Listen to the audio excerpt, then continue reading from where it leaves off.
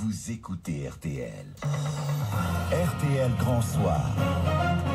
Nous parlions dans le journal de la plainte contre Vinci et Areva, plainte déposée par un ancien militaire qui a été missionné par les entreprises pour permettre la libération des otages français aux mains d'AQMI. Les otages ont été libérés en 2011, 2013. Eh bien, ce négociateur n'aurait pas été payé. Pourtant, son travail est loin d'être simple. Avec nous en direct dans RTL Grand Soir, David Ornus. Bonsoir, monsieur. Bonsoir. Vous êtes le directeur de Corpgard, une société spécialisée en gestion du risque et de la sécurité économique. Négocier avec les preneurs d'otages, vous connaissez. Avant-hier, nous parlions d'Isabelle Prime également, cette Française enlevée au Yémen il y a 3 mois. Le Quai d'Orsay, lui, dit travailler dans la plus grande discrétion. Alors, première question, est-ce que l'État fait aussi appel à des négociateurs, à des spécialistes comme vous ?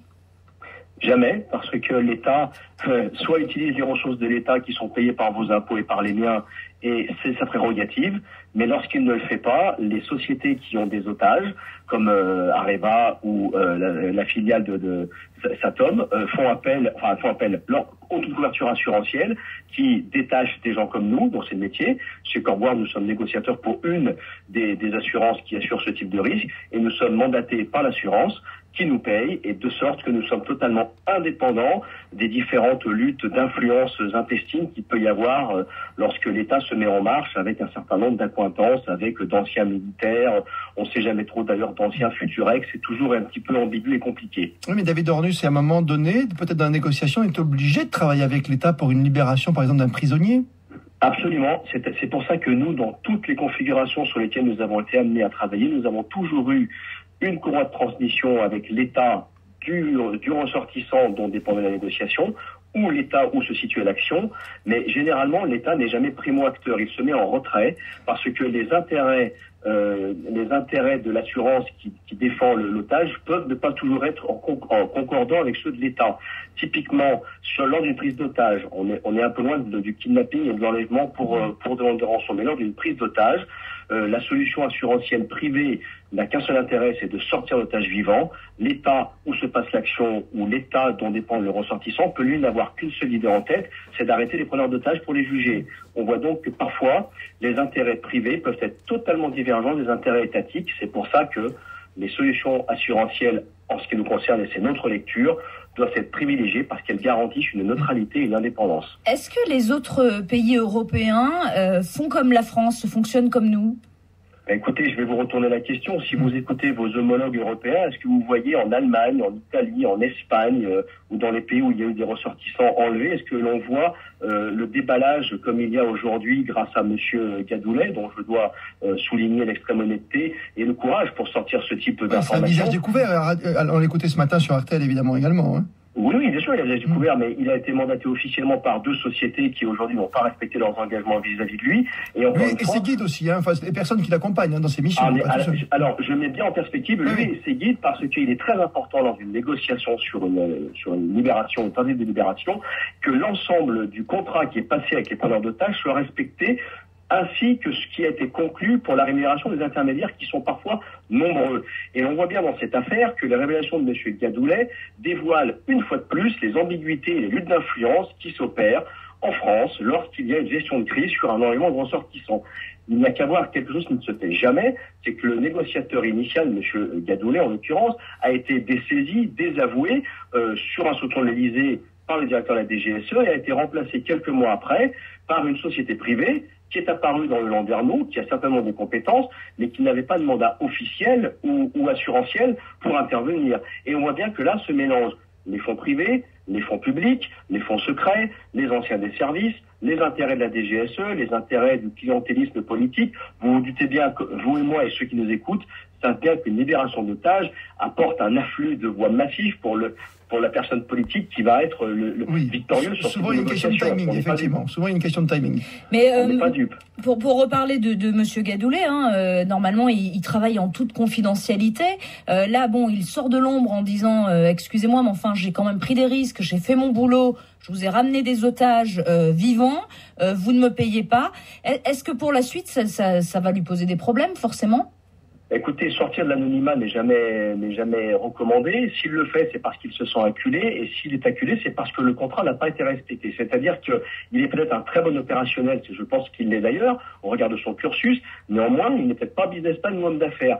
C'est pour ça que les solutions assurantielles garantissent là aussi une chaîne de commandement et une unicité de prise de décision qui se passe entre le négociateur qui lui est sur le terrain, qui rend compte à une unique chaîne de décision qui est la cellule de crise, qui est généralement dépaysée et qui est en dehors du site où se passe l'action, pour éviter justement les prises de décision intempestives à chaud. Et cette cellule de décision qu'on appelle une crisis management team, elle est faite en coordination avec l'assurance, l'employeur, la famille, si besoin et si possible, les autorités du pays où l'action se passe, et éventuellement un officier de liaison des autorités en question.